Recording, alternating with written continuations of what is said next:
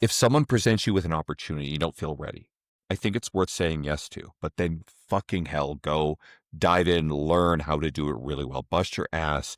It will be worth it. Embrace that, crush it. Okay. Whether it's writing, whether it's, Yeah. some sort of media, whether it's a speaking opportunity. Okay. Whether it's a podcast opportunity, lean into that stuff. Even if you're scared shitless of doing it, do it. Okay. And try not to let the people down that gave you the opportunity. Yeah. Speaking of Luca, this is something he said that was really good that I grabbed onto, and it's people who are constantly getting more ready are more likely to see opportunities presented to them. So it's really Mhm. just like constantly trying to stay ready and be that person in that version. Because it's true, man. Some of my best friends in the industry, a lot of times I was sitting in this, and like Brad, we were talking about him earlier. That's how I met him. Him and I were attending a seminar, and it's like, hey, I'm Cody. I'm Brad. What's up? Like, we're just here to watch, you know? And he had me speak at his private event in Salt Lake City. It was just at the end of last year. Another one of our good friends, Sam, I was just in North Carolina speaking at his event. And it's even the podcasts, dude, like this. And this is not to impress people, but just to impress upon.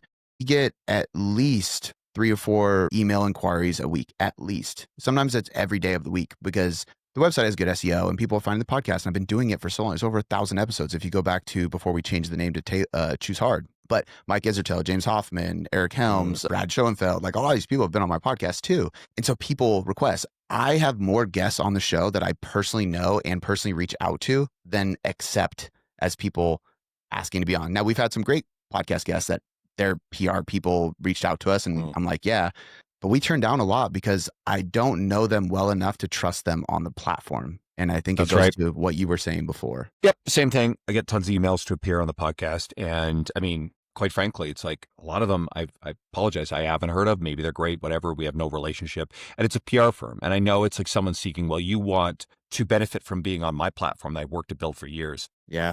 and I'm not transactional in how I think about things, but sometimes when I see people who are transactional, I have to think, well, what's the risk to reward ratio? There's the time investment. I mean, I'm honored that you brought me on. Thank you, because you had to prep for this with the time of recording. There's the production cost and time, and it's taking up one of the aired slots on your podcast. So for anybody who's listening to this from my media, guys, go check out some of the other episodes, right? Still listen to my podcast. Come on, please.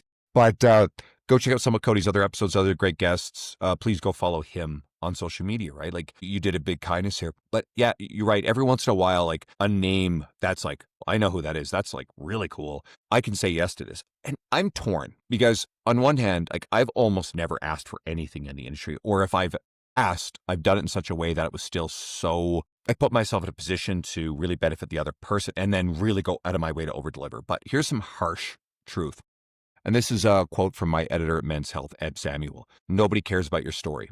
A lot of coaches think, well, oh, like I can ask to be on this podcast. I've got a really great story. No one gives a shit. I'm sorry. That is going to hurt. They don't give a shit about your story. The people whose stories we care about, it's because we're already interested in those people because of all the other stuff they've done. Yeah. Build the authority, show up, make people feel amazing, develop relationships. And then when people realize, wait a second, this person has the credibility of, evidence-based content creation, industry leadership, business success, and a combination of all the above, then people are going to ask you and they're going to invite you. I think if you work on all those things and you very tactfully make asks for things that you want, that's okay too. But I think what we have is we have an epidemic of people asking for things that they're not ready for, they can't deliver any value on. And again, I air 2 podcasts a week. I pay a producer. I have sponsors I have to keep happy. And if I've got someone who wants to come on the podcast, is not interested in collaborating to help promote the episode and thinks, well, my job is just to show up and share my story, and then I've done you a good deed and nobody's ever heard of you. Guess what? There's no value in that. And that's an unfortunate reality. So you guys have to patiently and relentlessly build and lean into opportunities, show up at the events, meet people, support the things that you and I did.